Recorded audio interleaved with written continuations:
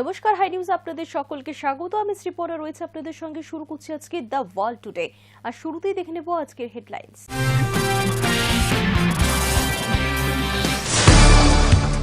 বাণিজ্য চুক্তি না হওয়া এবং পরবর্তীকালে শুল্ক বাণিজ্যে দুই দেশের সম্পর্কে ভাটা পড়েছে। এই পরিস্থিতিতে মোদীকে প্রশংসায় ভরালেন ডোনাল্ড ট্রাম্প।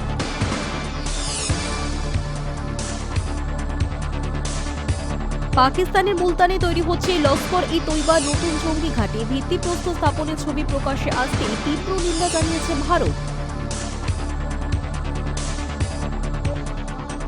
ফুকুশিমা বিপর্যয়ের আতঙ্ক এখনো স্মৃতিতে, সেই আতঙ্কই আবারও উস্কে দিয়ে নিগাতায় পরমাণু চুল্লি চালু করল জাপান।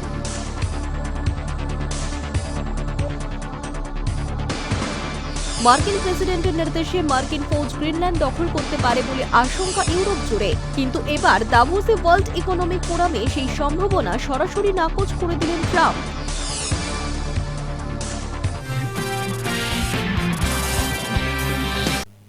বাণিজ্য চুক্তি না হওয়া এবং পরবর্তীকালে শুল্ক বাণিজ্যে দুই দেশের সম্পর্কে ভাটা পড়েছে। এই পরিস্থিতিতে প্রধানমন্ত্রী নরেন্দ্র মোদীকে প্রশংসায় ভরিয়ে দিলেন মার্কিন প্রেসিডেন্ট ডোনাল্ড ট্রাম্প।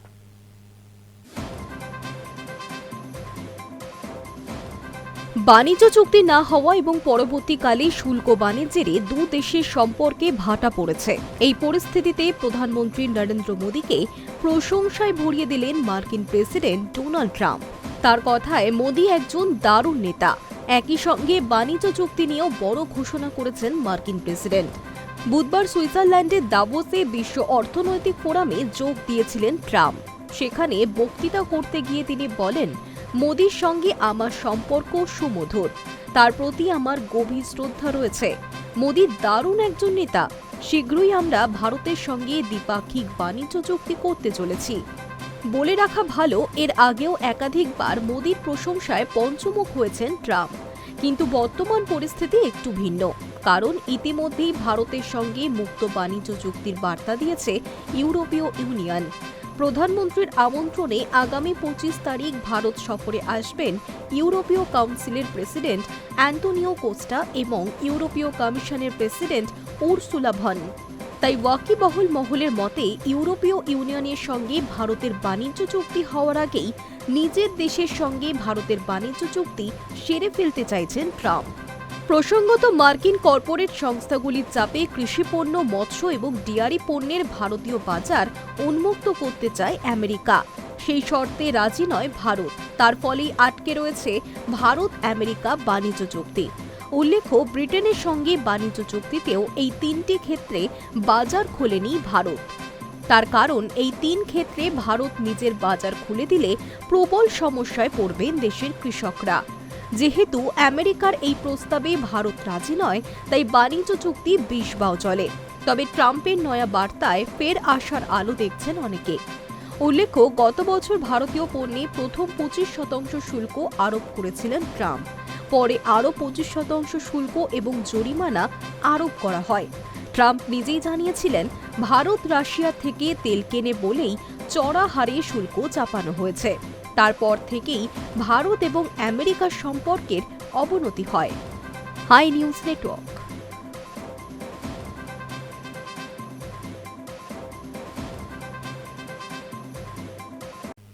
পাকিস্তানের মুলতানে তৈরি হচ্ছে লস্কর-ই-তৈবা নতুন জঙ্গি ঘাঁটি। সেটির ভিত্তিপ্রস্তর স্থাপন করতে গিয়েছেন স্বয়ং হাফিজ সৈয়দ। ভিত্তিপ্রস্তর স্থাপনের ছবি প্রকাশ্যে আসতেই তীব্র নিন্দা জানিয়েছে ভারত।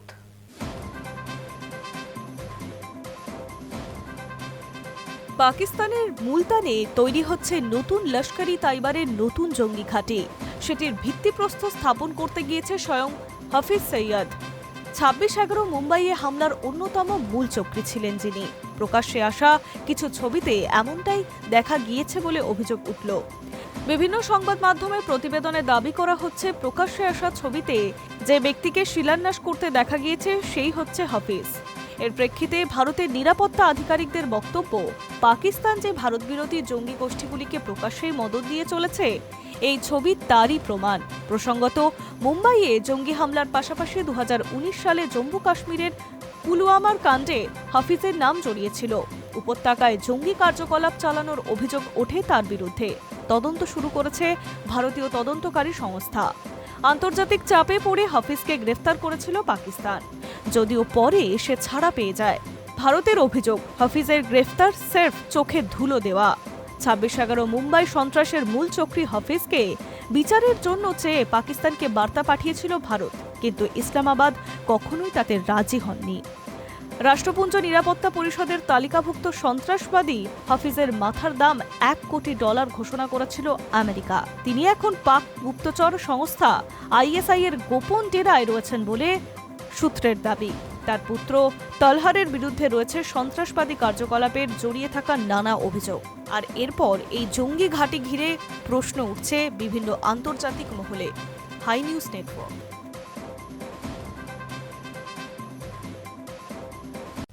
ফুকুশিমা বিপর্যয়ের আতঙ্ক এখনও স্মৃতিতে গেঁথে রয়েছে। সেই আতঙ্কই আবার উস্কে দিয়ে নিগাতার পরমাণু চুল্লি চালু করল জাপান সরকার। সরকারের এই সিদ্ধান্তে উদ্বিগ্ন নিগাতা স্থানীয় বাসিন্দারা। ফুকুশিমা বিপর্যয়ের আতঙ্ক এখনও স্মৃতিতে গেঁথে রয়েছে। এখনো 14 বছরের আগের সেই ঘটনায় ভূত তাড়া করে বেড়ায় বহু জাপানবাসীকে। সেই আতঙ্কই আবার উস্কে দিয়ে নিগাতার পরমাণু একটি চুল্লি চালু করল জাপান সরকার। বুধবার স্থানীয় সময় সন্ধ্যা 7টায় চুল্লিটি চালু হয়েছে। সরকারের এই সিদ্ধান্তে উদ্বিগ্ন নিগাতার স্থানীয় বাসিন্দাদের। 2011 সালের মার্চ মাস জাপানের তোহোকু এলাকার প্রশান্ত মহাসাগরের উপকূল থেকে বেশ কিছুটা দূরে তৈরি হওয়া ভূমিকম্পের কারণে সুনামি আছড়ে পড়েছিল ফুকুশিমায়, যার জেরে ক্ষতিগ্রস্ত হয়েছিল স্থানীয় 3টি পরমাণু চুল্লি। এলাকায় ছড়িয়ে পড়েছিল তেজস্ক্রিয় কণা। চেরনোবিল কাণ্ডের পর ফুকুশিমার ঘটনায় সবচেয়ে ভয়াবহ পরমাণু বিপর্যয়। ওই ঘটনার পরেই সবকটি অর্থাৎ 54টি পরমাণু চুল্লি বন্ধ করে দিয়েছিল জাপান সরকার। পরবর্তীকালে দেশে জ্বালানির চাহিদা মেটাতে বেশ কয়েকটি চুল্লি চালু করা হয়। এবার চালু হচ্ছে বিশ্বের বৃহত্তম কাশিওয়াজাকি কারিওয়া পরমাণু বিদ্যুৎ কেন্দ্রটি। মাস দুয়েক আগে প্রধানমন্ত্রী পদে এই ব্যাপারে উদ্যোগী হয়েছিলেন সানায়া তাকাইচি।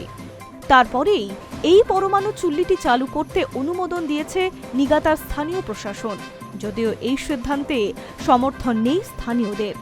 তাদের অভিযোগ, নিরাপত্তার ব্যবস্থা আঁটোসাঁটো না করেই চুল্লিটি চালু করা হচ্ছে।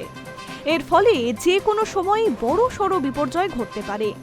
সেখানকার এক স্থানীয় বাসিন্দা বলছেন, পরমাণু চুল্লিতে বিপর্যয় হলে যে কি ঘটতে পারে তা আমি নিজের চোখে দেখেছি, তাই আমি মোটেই চাই না এখানে আর পরমাণু চুল্লি চালু হোক।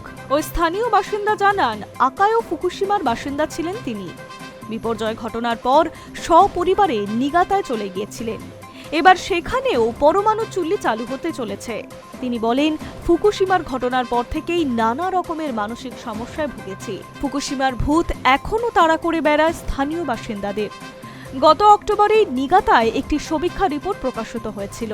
তাতে দেখা গিয়েছে, নিগাতায় অন্তত 60% মানুষ চান না সেখানে পরমাণু চুল্লি চালু হোক। শুধু তাই নয়, প্রায় 70% বাসিন্দা জানিয়েছে পরমাণু চুল্লিটি নতুন করে চালু করার দায়িত্বে যে সংস্থার হাতে পড়েছে সেই টোকিও ইলেকট্রনিক পাওয়ার কোম্পানি কাজের প্রতি তাদের কোনো আস্থাও নেই। যদিও টেপকোর বক্তব্য, তারা ফুকুশিমার ঘটনা থেকেই শিক্ষা নিয়েছে। এবার সব দিক খতিয়ে দেখে সমস্ত যন্ত্রপাতির আধুনিকীকরণ ঘটিয়েই পরমাণু চুল্লিটি আবার খোলার সিদ্ধান্ত নেওয়া হয়েছে। সংস্থাটি বিবৃতি দিয়েছে, সুনামির প্রভাব ঠেকাতে নতুন করে সমুদ্র প্রাচীর বসানো হয়েছে। পরমাণু কেন্দ্রে যাতে কোনোভাবে জল প্রবেশ করতে না পারে তার মাথায় লাগানো হয়েছে আধুনিক দরজা। পাশাপাশি কোনো পরিস্থিতিতেই যাতে তেজস্ক্রিয় পদার্থ ছড়িয়ে না পারে তার জন্য পরমাণু কেন্দ্রের ছাঁকনি ব্যবস্থা উন্নত করা হয়েছে। কাশিওজাকি কারিওয়া পরমাণু বিদ্যুৎ কেন্দ্রের মোট 7টি চুল্লি রয়েছে। তার মধ্যে আপাতত একটি চুল্লি চালু করার সিদ্ধান্ত নিয়েছে জাপান সরকার। আগামী বছর 20 জানুয়ারি তা চালু হওয়ার সম্ভাবনা রয়েছে। গত বছর অক্টোবর মাসেই ওই চুল্লির নিরাপত্তা ব্যবস্থা খতিয়ে দেখে পরিদর্শনে গিয়েছিল টেপকোর প্রতিনিধি দল। তারপরেই চুল্লিটি পুনরায় চালু করতে সবুজ সংকেত দিয়েছে ওই সংস্থা। Hi News Network. মার্কিন প্রেসিডেন্টের নির্দেশে মার্কিন ফৌজ গ্রিনল্যান্ড দখল করতে পারে আশঙ্কা ইউরোপ জুড়ে।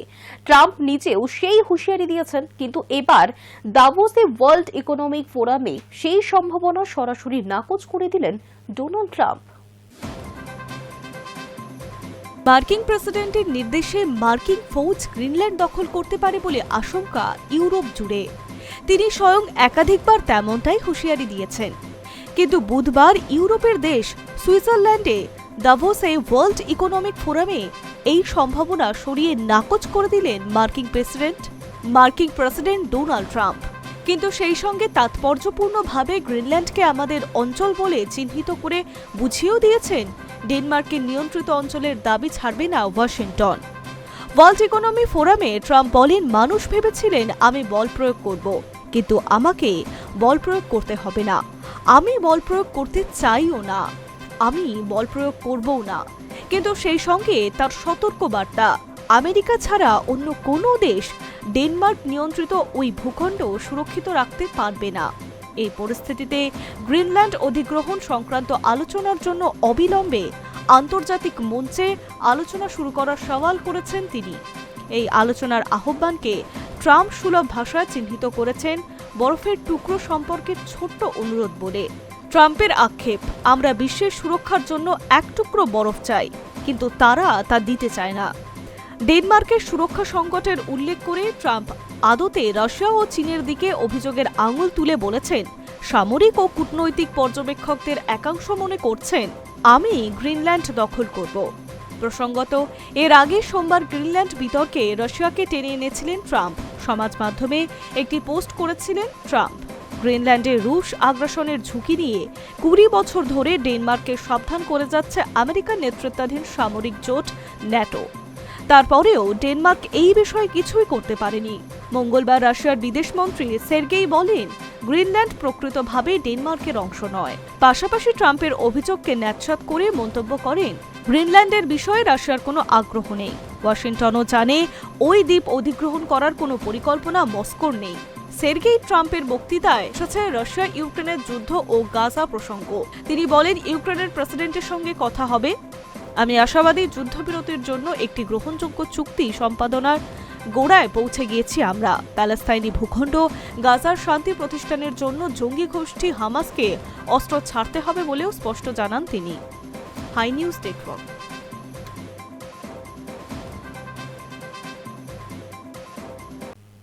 গ্রিনল্যান্ড নিয়ে বিরুদ্ধাচরণ করায় ডেনমার্ক সহ 8 ইউরোপীয় দেশের উপর শুল্ক শাস্তি দিয়েছিলেন মার্কিন প্রেসিডেন্ট। কিন্তু আপাতত ওই দেশগুলির উপর কোন রকম শুল্ক আরোপ করা হবে না, এমনটাই সিদ্ধান্ত নিয়েছেন ট্রাম্প। গ্রিনল্যান্ড নিয়ে বিরুদ্ধাচরণ করায় ডেনমার্ক সহ 8 ইউরোপীয় দেশের উপর শুল্ক শাস্তি দিয়েছিলেন মার্কিন প্রেসিডেন্ট ডোনাল্ড ট্রাম্প। কিন্তু বুধবার তিনি ঘোষণা করলেন, আপাতত ওই দেশগুলির উপর কোনো শুল্ক আরোপ করা হবে না। সুইজারল্যান্ডের দাভোসে বিশ্ব অর্থনৈতিক ফোরামে ন্যাটো মহাসচিব মার্ক রুটের সঙ্গে দ্বিপাক্ষিক বৈঠকের পরই এই সিদ্ধান্ত নিয়েছেন মার্কিন প্রেসিডেন্ট ডোনাল্ড ট্রাম্প। কিন্তু হঠাৎ কেন সুর নরম করলেন ট্রাম্প, তার উত্তর নিজেই দিয়েছেন মার্কিন প্রেসিডেন্ট। সমাজ মাধ্যম ট্রুথ সোশ্যালে তিনি লিখেছেন, ন্যাটো মহাসচিবের সঙ্গে বৈঠকটি অত্যন্ত ফলপ্রসূ ছিল। গ্রিনল্যান্ড নিয়ে শীঘ্রই একটি চুক্তি হবে, তাতে আমরা দুজনেই সহমত হয়েছি। তবে শুধু গ্রিনল্যান্ড নয়, গোটা আর্কটিক অঞ্চল এই চুক্তির আওতায় পড়বে। সূত্রের খবর, এই বৈঠকে আর্কটিক অঞ্চলের কৌশলগত গুরুত্ব, নিরাপত্তা সহ বিভিন্ন গুরুত্বপূর্ণ বিষয় নিয়ে আলোচনা হয়েছে দুপক্ষের। কিন্তু ট্রাম্প যে চুক্তির কথা বলেছেন সেটি সম্পর্কে বিস্তারিত কোনো তথ্য তিনি দেননি। চুক্তিটি কোন পর্যায়ে রয়েছে তাও অজানা। বুধবার দাভোসে বিশ্ব অর্থনৈতিক ফোরামে বক্তৃতা দিতে গিয়ে ট্রাম্প বলেন, আমি চাই গ্রিনল্যান্ড আমেরিকার অংশ হোক। আমি চাই পৃথিবীর বৃহত্তম দ্বীপটির পূর্ণ অধিকার, মালিকানা ও নিয়ন্ত্রণ আমেরিকার হাতে থাকুক। এই লক্ষ্য অর্জনে আমি সামরিক অভিযান চালাবো না। আমেরিকার সম্প্রসারণ নীতির পথে ন্যাটোর বাধা দেওয়া উচিত নয়। তিনি আরও বলেন, দ্বিতীয় বিশ্বযুদ্ধের সময় আমেরিকা ইউরোপকে রক্ষা করেছিল। বিগত কয়েক দশকে আমরা তাদের জন্য তা করেছি, তার তুলনায় এটি খুবই সামান্য। উল্লেখ্য, গ্রিনল্যান্ড ইস্যুতে কয়েকদিন আগে Denmark, Norway, Sweden, France, Germany, Britain, Netherland এবং ফিনল্যান্ডের পণ্যের উপর অতিরিক্ত 10% শুল্ক ঘোষণা করেন মার্কিন প্রেসিডেন্ট। এই শুল্ক নিয়ম কার্যকর হওয়ার কথা ছিল আগামী 1 ফেব্রুয়ারি থেকে, কিন্তু শেষ মুহূর্তে পিছু হটলেন Donald Trump. Hi News Network. মার্কিন বিশ্ববিদ্যালয়ে পড়াশোনা করে উচ্চশিক্ষার ডিগ্রি অর্জন, কেরিয়ার গড়ার স্বপ্ন দেখা ভারতীয় পড়ুয়ারা দুঃসময়ের মুখোমুখি ডোনাল্ড ট্রাম্পের জামানায়। সূত্রের খবর, বিশ্ববিদ্যালয়গুলিতে ভারতীয় পড়ুয়ার ভর্তি বা এনরোলমেন্ট প্রায় ৭৫% কমেছে। মার্কিন বিশ্ববিদ্যালয়ে পড়াশোনা করে উচ্চশিক্ষার ডিগ্রি অর্জন, কেরিয়ার গড়ার স্বপ্ন দেখে ভারতীয় পড়ুয়ারা দুঃসময়ের মুখোমুখি ডোনাল্ড ট্রাম্পের জামানায়। মার্কিন প্রেসিডেন্টের পদে ট্রাম্পের দ্বিতীয় দফার প্রথম বছরেই হাজার হাজার ভারতীয় পড়ুয়ার স্বপ্নে ধাক্কা খেতে বসেছে। সেই দেশের বিশ্ববিদ্যালয়গুলিতে ভারতীয় পড়ুয়ার ভর্তি বা এনরোলমেন্ট প্রায় ৭৫% কমেছে। গত কয়েক দশকে ভর্তির হার এতটা হ্রাস পায়নি কখনো। শিক্ষা সংক্রান্ত পরামর্শদাতা কনসালটেন্ট সংস্থার নেপথ্যে নানা কারণ দেখছে, যেমন ভিসা আবেদন আগের তুলনায় বেশি খারিজ হয়েছে, ইন্টারভিউয়ের স্লট একেবারেই না পাওয়া, আবেদনকারী পড়ুয়াদের হতাশ, উদ্বেগ ক্রমশ বেড়ে যাচ্ছে। আগস্ট থেকে অক্টোবরের মধ্যে মার্কিন উচ্চশিক্ষা প্রতিষ্ঠানগুলোয় ভর্তি ভরা মরশুম থাকে, কিন্তু এবার ভারতীয় পড়ুয়াদের নথিভুক্তকরণ এই সময়কালের মধ্যে প্রায় ৭০% হ্রাস পেয়েছে। এমনই এক পরামর্শদাতা সংস্থা i20 ফেভারের এক কর্মকর্তা জানিয়েছেন, অনেক ছাত্র সময় মতো ভিসা ইন্টারভিউয়ের অ্যাপয়েন্টমেন্ট না পেয়ে মার্কিন প্রতিষ্ঠানে ভর্তির প্ল্যান স্থগিত রেখেছে বা বাতিলও করেছেন। যারা ইতিমধ্যে যেতে পেরেছেন তাদের কাগজপত্র 2025-এর ফেব্রুয়ারি থেকে মার্চের মধ্যে তৈরি হয়ে গিয়েছিল। তিনি আরও জানিয়েছেন, ভিসার আবেদনপত্র স্ক্রুটিনিতে আরও কড়াকড়ি হয়েছে, ইন্টারভিউয়ের স্লট কমেছে, যাতে সেরা মার্কিন বিশ্ববিদ্যালয়ের ভর্তির আবেদন করা পিছিয়ে এসেছে দারুণ ফল করা ছাত্রছাত্রীরা। এই কর্তা আরও জানিয়েছে, ভিসার আবেদন বাতিলের ভয় এতটাই তীব্র যে অনেক পড়ুয়া এখন স্রেফ অপেক্ষা করাই শ্রেয় বলে মনে করছে। বলতে গেলে কড়াকড়ি এতটাই বেশি যে ভিসার আবেদনে শিলমোহর দেওয়ার ক্ষেত্রে পড়ুয়াদের সমাজ মাধ্যমের পোস্ট, ক্রিয়াকলাপ যাচাই করা হচ্ছে, আর যারা আমেরিকায় পড়াশোনা করছে তারা অনিশ্চয়তায় ভুগছে। Hi News Network. শীঘ্রই আমেরিকা যাবেন ভেনেজুয়েলার অন্তর্বর্তী প্রেসিডেন্ট ডেলসি রদ্রিগেজ। বুধবার এই ইঙ্গিত দিয়েছেন ট্রাম্প প্রশাসনের এক শীর্ষ আধিকারিক। তার দাবি, আমেরিকার প্রেসিডেন্ট ডোনাল্ড ট্রাম্পও ভেনেজুয়েলার অন্তর্বর্তী প্রেসিডেন্টের সঙ্গে আলোচনায় বসতে আগ্রহী। শীঘ্রই আমেরিকা যাবেন ভেনেজুয়েলার অন্তর্বর্তী প্রেসিডেন্ট ডেলসি রদ্রিগেজ। বুধবারই এই ইঙ্গিত দিয়েছেন ট্রাম্প প্রশাসনের এক শীর্ষ আধিকারিক।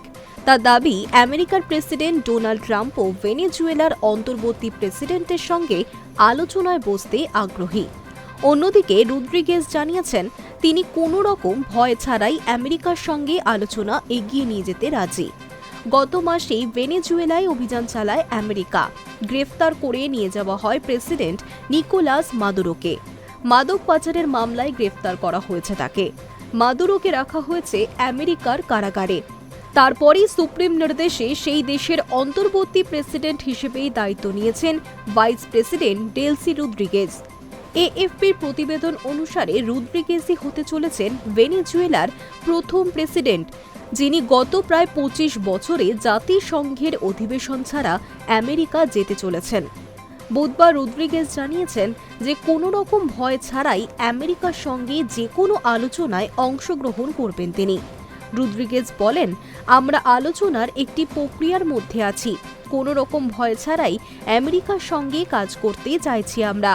একই সঙ্গে আমাদের মধ্যে যে পার্থক্য এবং অসুবিধাগুলি রয়েছে সেগুলির মোকাবিলাও করতে চাইছি। কূটনীতির মাধ্যমে সেগুলি সমাধান করার জন্য আমরা এই আলোচনা চালিয়ে যেতে রাজি। উল্লেখ্য, আমেরিকার কট্টর বিরোধী হিসেবে পরিচিত ছিলেন রদ্রিগেজ। এখনও তার মার্কিন নিষেধাজ্ঞার শিকার তিনি। তার সম্পত্তিও বাজেয়াপ্ত করা হয়েছে, কিন্তু ভেনেজুয়েলার উপকূলে এখনও আমেরিকান যুদ্ধজাহাজের একটি বহর রাখার ফলে তিনি আমেরিকাকে সেই দেশে তেল বিক্রির মধ্যস্থতা করার অনুমতি দিয়েছেন। এরই পাশাপাশি বিদেশি বিনিয়োগকে সহজতর করেছেন রদ্রিগেজ। কয়েক ডজন রাজনৈতিক বন্দীকে মুক্তিও দিয়েছেন তিনি। হোয়াইট হাউসের এক আধিকারিক জানিয়েছেন, শীঘ্রই আমেরিকা আসবেন রদ্রিগেজ, তবে তার আসার তারিখ এখনও চূড়ান্ত হয়নি। সূত্রের খবর, রদ্রিগেজের কাজ দেখে আপাতত খুশি ট্রাম্প। উল্লেখ্য, দিন কয়েক আগেই ট্রাম্পের সঙ্গে দেখা করে এসেছেন শান্তিতে নোবেলজয়ী তথা ভেনেজুয়েলার বিরোধী নেত্রী Maria Corina Machado. Hi News network.